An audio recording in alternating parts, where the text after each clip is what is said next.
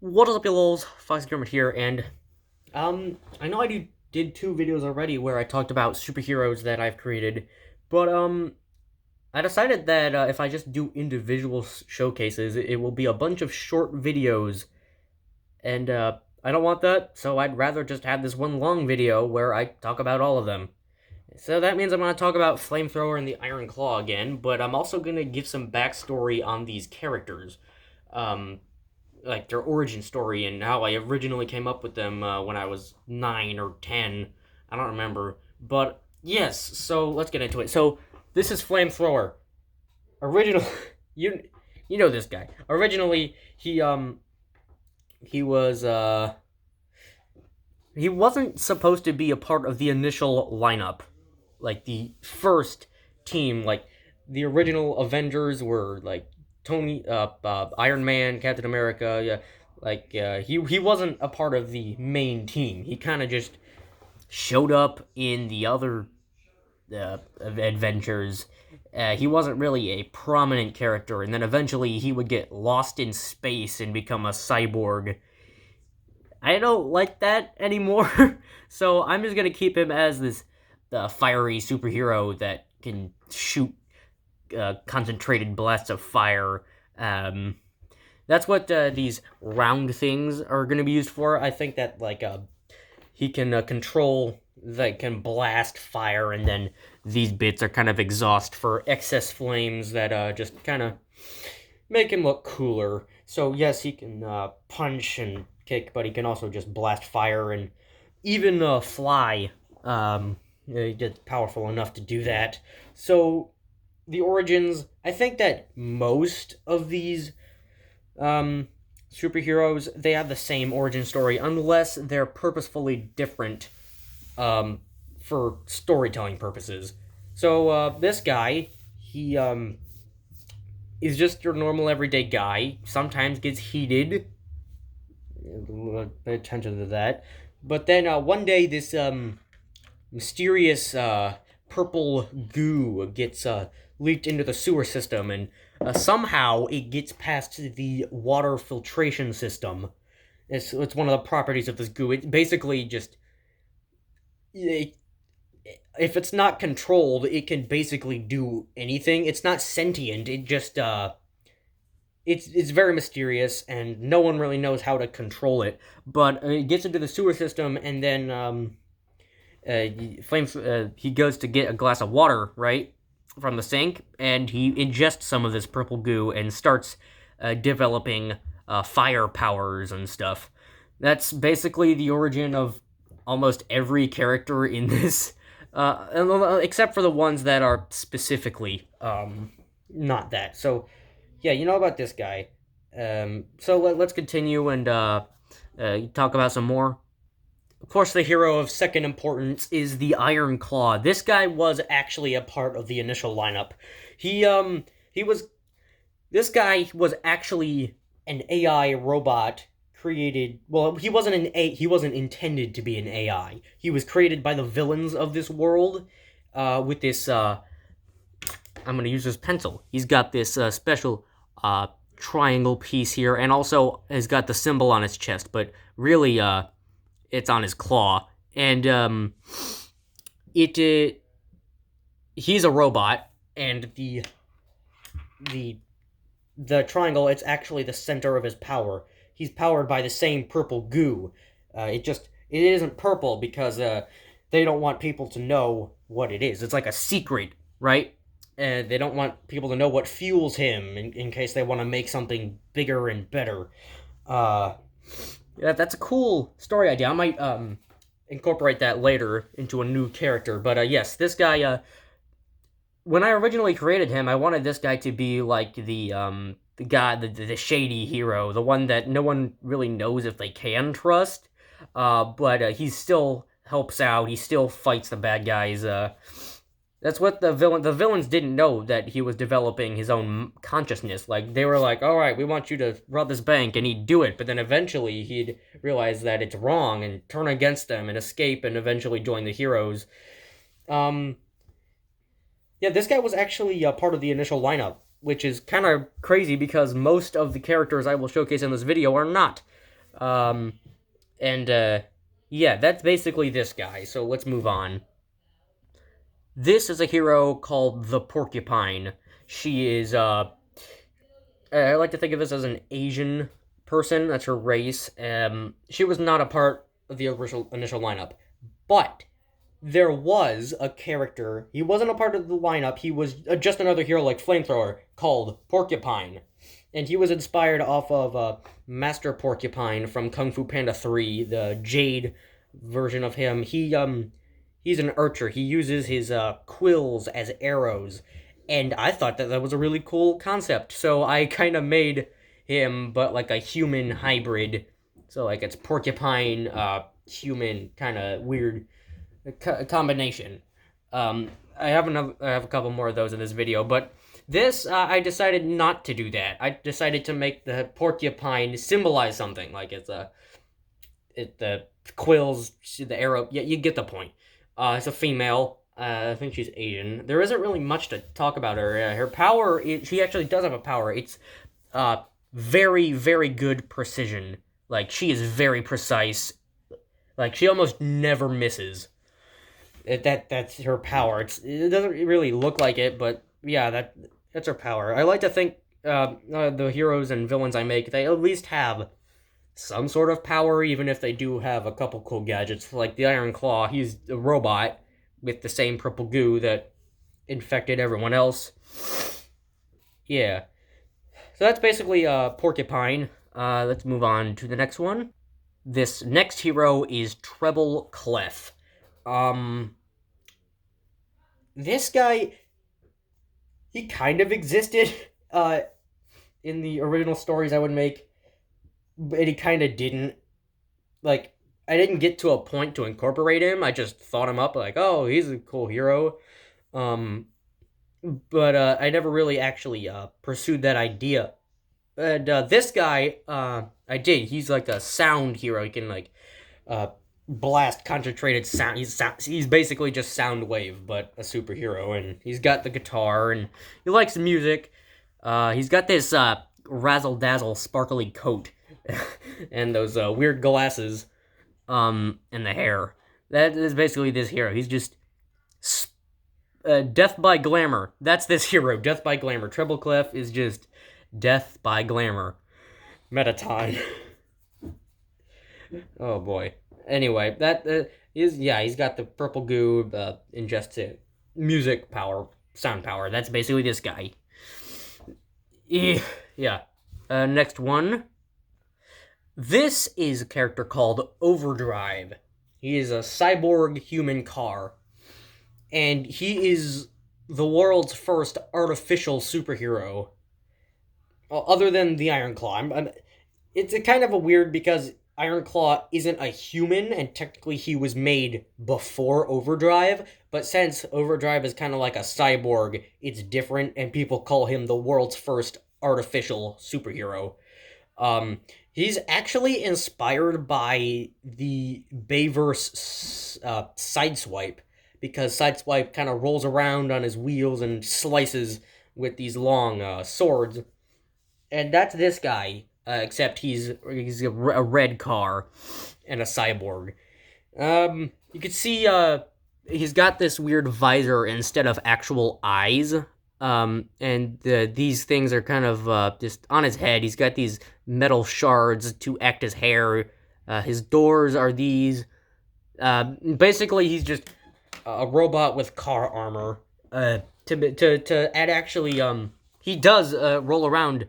These actually, the parts of the feet can actually flip up so that he can roll around on his wheels to speed up and go overdrive to get to the villains. Now, the purple goo is in this city. Like, it all takes place in the same city, and the purple goo is there because there's this new institution that uses it as fuel. It's called the IOE, the Institution of Evolution, and they are looking to evolve humanity, either being mutation or tech. So this is their first attempt at that. And this guy wakes up, and he's just this car thing, and he kind of freaks out, and they're like, "Oh, calm down, dude. You're a superhero now. You gotta save people."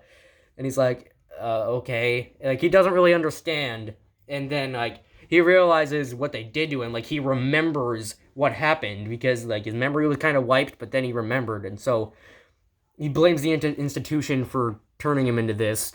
Like he doesn't really like being it, but he will still help people. It's kind of that kind of character.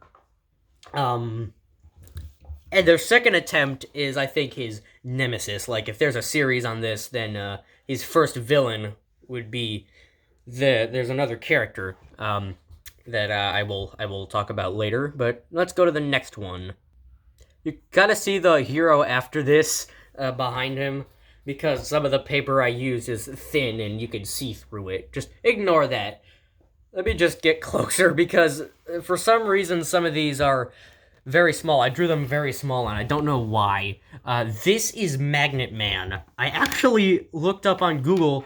The only Magnet Man thing I could find is a Mega Man robot. There is no superhero called Magnet Man, which it just seems that I know of course, and that just seems bizarre. If there is one, please tell me.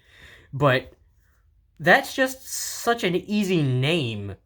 Like there's also there could be other names like Human Magnet or something like that, but no, there is no Magnet Man, which is kind of bizarre.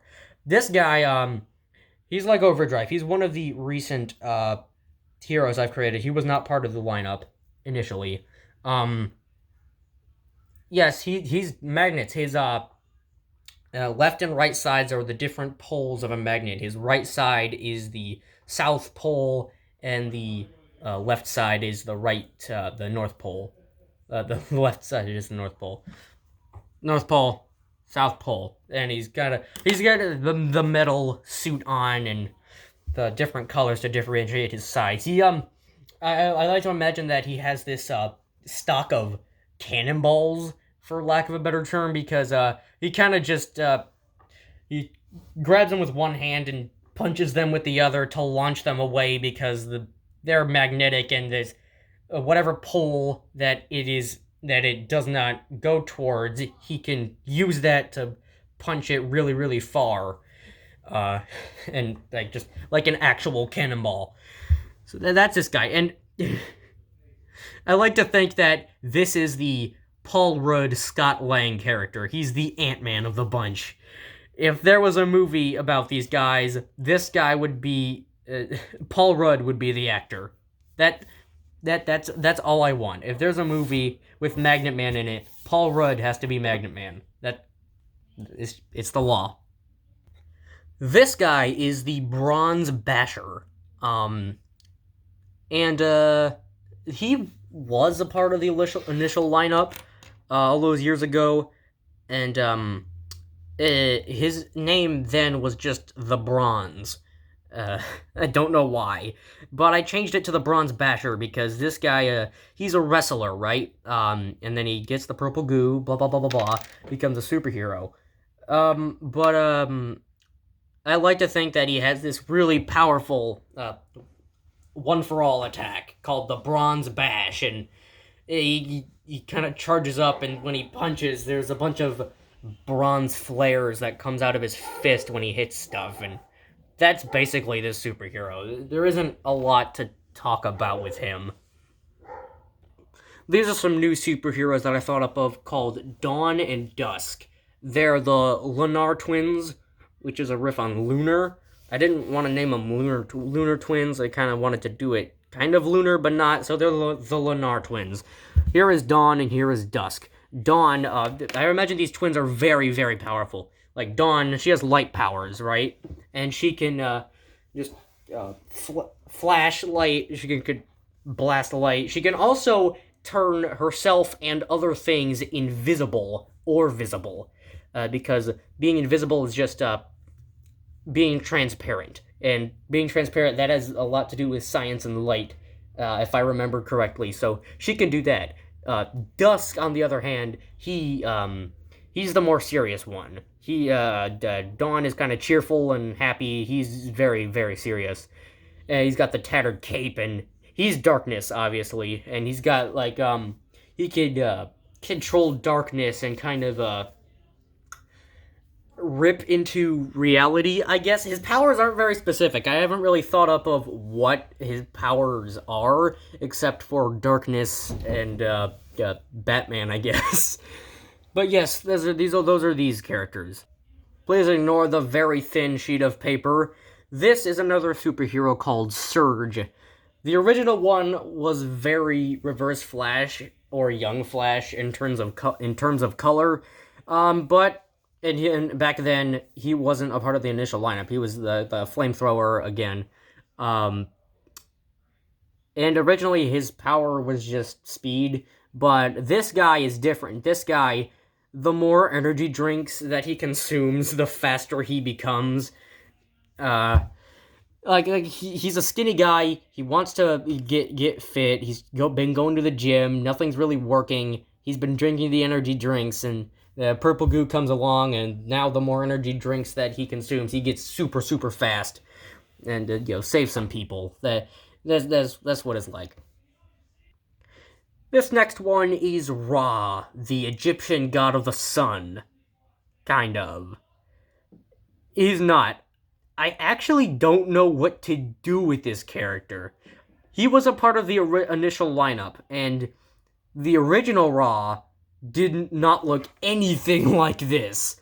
The original Ra, so in my original story, the villains were finding these things called the Keystones, basically the Infinity Stones, but not really. And in Egypt, the heroes find them trying to find the Egyptian not the Egyptian, they're digging through the pyramid because there's the keystone of the gods, and it's green, and they're fighting, and then eventually, this old hero that I haven't redrawn, called Shield Shredder, who had rocket boots, and these things that he could use, they're weird weapons, he uses them to shred things up, and it goes into the air, and one of the villains tries to grab it, and then he kicks it, and then it just yeets itself at the sun. And then they're like, dang it, it's gone.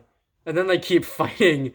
It was a dumb story. Anyway, so it goes into the sun, and since it's from Egypt, it comes out as Ra, and the original design was very, very simple. He really just wore golden clothes, and he didn't have a hawk face. He kind of just had a hood that kind of had this point like an Assassin's Creed hood. Then it looked like a hawk, and there was the eye on it, the Egyptian eye. And he kind of had this spiked ball on a chain for a weapon, and he did have wings. But this guy, I completely it changed the way he looked. He looks a lot more like the Egyptian god now. Of course, he's got that staff that's used in a lot of Egyptian hieroglyphics. He's got some gold. There's an actual gold-colored pencil I used, and he's got him there on his belt. And of course, the wings, they're more hawk-like. And now I don't know what to do with this guy. He's not really that important. He was a part of the initial lineup, though, and I don't know what to do. I guess he's an archaeologist who is fascinated with Egyptian gods and, purple goo, I guess, but it feels like he'd be a lot more powerful than you'd think, but I already have Flamethrower and Dawn, who basically have the same power and look the same, and now this guy just seems a lot more unimportant. But I do want to use him. I do want to keep him around. I want to explore this idea a little more, just because this guy he was part of the initial lineup, so I kind of want to keep him around, Now we get into the villains of this world. This is the main villain, I think, at least for phase 1 or something. This is Glitch. He's a code hacker kind of guy in purple goo, and it kind of, I guess the goo can sense whether someone is good-hearted or not, and it reverse engineers him into this abomination that isn't completely whole and has these particles that in these all these lines, these pixely blasts and stuff that kind of hold him together, and he's looking for more of this goo to try to channel it and make himself whole again, and maybe even the most powerful thing in the universe, I guess. Yes, he was always the original villain of the series. I imagine this as he was always the bad guy. He was the one who created the Iron Claw, and wanted him to rob places just to see what he could do, and then wanted him to break into the IOE and steal purple goo, you know? Yeah, this is the villain. This is the main villain. This is another villain called Power Punch. The original Power Punch was actually supposed to be the brother of the first leader of the team of superheroes. The leader was called Gauntlet, and he didn't have any superpowers except for punching. That was literally his superpower, and he was the leader of the team. He was so dumb, and I don't want to revisit him unless I just want to. And this guy was supposed to be his brother, and he was supposed to be speedy punching. That was his power. Again, looked a lot like Kid Flash, Reverse Flash. I don't know. I kind of just like red and yellow going together, so Flamethrower is kind of my favorite. But this guy, I decided to change up a bit. I changed his color scheme, and he now has electrical powers. He's Shocker mixed with Dr. Octopus, I guess. Yeah, he's got these extra punching arms that can also shock people. I imagine that when these people with superpowers first go into the appear in the world, the government does not like them, so they kind of live in hiding, and like their secret identity is kept hidden, and they don't want anyone to find out their secret, right? But and the villains kind of just live in alleyways and steal because they know that it doesn't matter. They have superpowers. And then Glitch appears him in a cloak. Like, this is the first villain of the world that this happens in. He's like Flamethrower's first villain that he fights. And Glitch is like, hey, you know, your power, I can make you very, very powerful. I can get you these extra tech, this cool new suit. Just come with me, you know, work for me, and I'll make you powerful, right? And like he's like, okay, sure, but all right, whatever. And so yeah, he gets this suit, and then him and Flamethrower fight each other, and yeah, that's the story I'm going for right now. Once again, please excuse the thin paper. This is Boulder Dash. I don't know what the actual word means, but Boulder and Dash, I guess it's two separate words, right? He's got these prism crystals as his arms, and he's kind of like just a floating pile of rocks. The original line of villains, they were very they lacked a lot of detail. So I decided to change them up a bit and add more detail to them, and this guy was kind of the same as before. Power Punch and Glitch, Glitch, he's got the gray shirt on. That's how he's supposed to look. Power Punch got a major upgrade. This guy, he's about around the same. He didn't always have these prisms. I imagine they shoot lasers or something.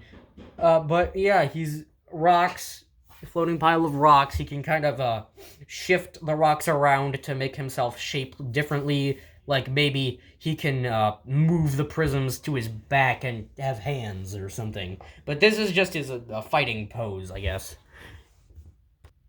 This is Shell Shock.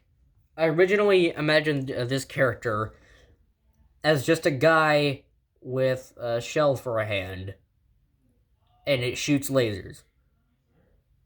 Then I turned him into a turtle mutant with a shell for his hand again that shoots lasers, and he's big and strong. That's really it. That's all this character is. I don't I don't really want him to be as prominent as he is right now, because he's kind of just a turtle with lasers. And that's it. And now to the next one. And this is Artillery, the world's first artificial villain. So he's basically the same as Overdrive, but he's a tank, and he's the Cyclops. I was inspired by Megatron from Angry Birds Transformers. He's kind of got the tank barrel arm, and he uses the treads as feet. That's really it. But no one knows that the IOU is making these things. Well, they know that they made Overdrive, the artificial hero, and once he's like, "Hey, wait a minute, I never signed up for this," or what is it? What's going on? And then the people are like, "Wait a minute, what is the IOU doing? They're just changing people without their yeah." The IOU completely covered this up. They're like, "Oh, we did not do this at all." Right, and so the people are like, "Oh, someone copied Overdrive and made him a villain, and they're still at large or something." And this guy is literally just tank cyborg. That is it. That is all this guy is, and I I guess he's that. And lastly, this simple villain. I mean, this is Drill Sergeant. He is ex-military. He was fired because he's kind of ruthless and insane. Then he gets drills for arms. That's his superpower. He has drills for arms. I get Soldier from TF2 vibes from this. That's all there is. That's all that this guy has going for him. And that's it. That's all of the characters I have for now. I will draw some more. And until then, I expect you to like, subscribe, all that jazz, and I will see you in the next video. Goodbye.